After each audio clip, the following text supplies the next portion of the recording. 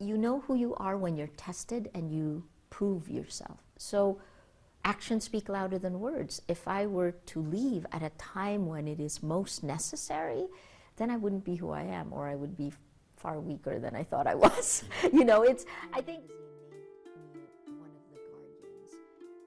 I didn't know, and I was actually more afraid then, because I found out on Twitter, and I was like, oh God, now I'm going to be targeted again. Almost immediately, you know, there was a lift. We've been under intense attack. We, as in journalists in the Philippines, have been under a lot of pressure over the last 5 years. And when the announcement happened, it almost was like it was a lifting of spirits. And then I think beyond us, the impact on Filipinos, you know, this Nobel light is blinding and helped like really spotlight the only way journalists can actually fight back is by shining the light, and there's no brighter light than this. I think, so that's one.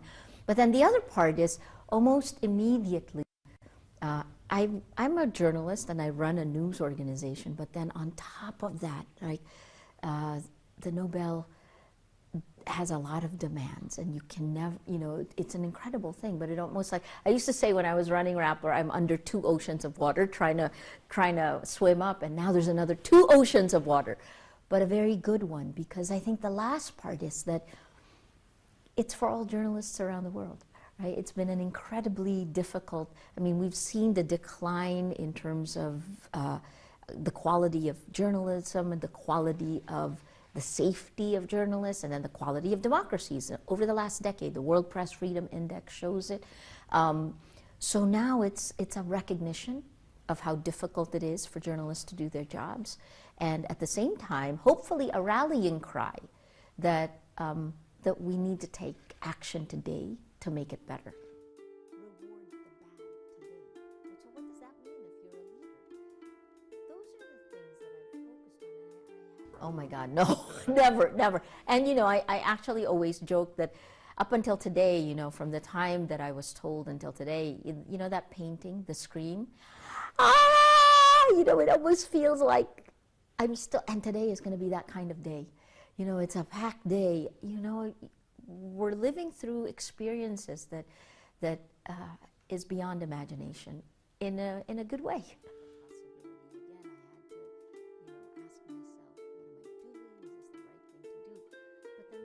Okay, so almost all of the public debate, you know, and this is partly the fault of journalists, we focus on content because content is what we know. So we stay at content moderation, right? But that's not what tech does. That's a byproduct, right? It doesn't matter what the content is. You go further upstream and you actually have algorithms. These are the algorithms. It's kind of taking the editorial judgment and then you know, kind of exponentially increasing it, giving it to machines to do over and over and over. And that algorithmic distribution has the biases and the priorities of whoever programmed that. And where does that come in? Further upstream, at the root core, is data, our personal data that is now kind of sucked into a database by these American companies, and that's organized by AI and then distributed by these algorithms of amplification. But the question is, that's an extractive process. Is that their data or our data? Who owns that? And with micro-targeting, that data becomes like a weapon that's trained on you, on everyone on a social media platform. So I think the reason I'm critical is because I would like enlightened self-interest. I've been appealing for that since 2016, when we really began discovering the worst things happening.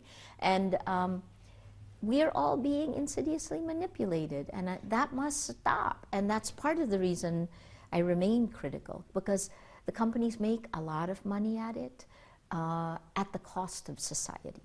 Every social media platform uses algorithms that are based on growth. Their algorithms of growth are using friends of friends. And when you use friends of friends, that divides you. So for example, what happened in the Philippines was in 2016, you know, we didn't debate facts, but if you were pro-Duterte and you grew friends of friends, you took that algorithm, you moved further right. If you're anti-Duterte, you move further left.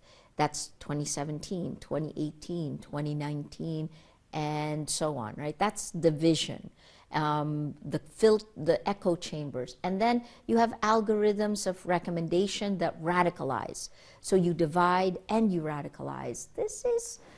I can't fathom why anyone in charge, anyone who takes over the gatekeeping role of the public information system, our ecosystem, would want to do that, would want to fragment and radicalize.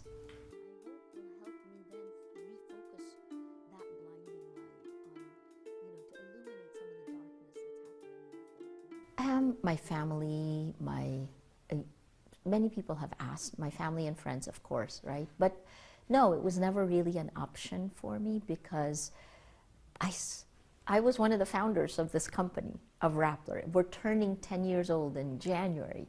And, you know, the time when you know who you are when you're tested and you prove yourself. So actions speak louder than words. If I were to leave at a time when it is most necessary, then I wouldn't be who I am, or I would be far weaker than I thought I was. You know, I think that it's the times demand certain actions from you, and if you don't do them, then you don't have those values. So no, it was never an option. I always felt my task was to hold up the sky so that my team can continue doing the reporting that will hold power to account.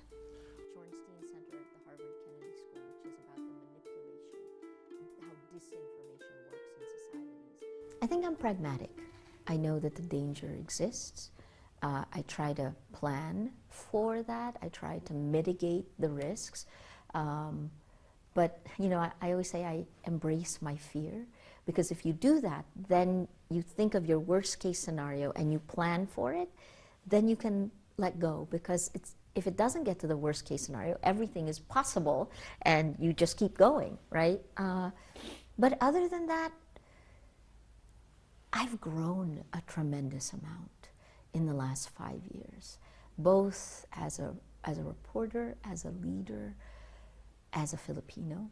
You know, I know who I am. So in some ways, I guess I have a lot to be thankful for.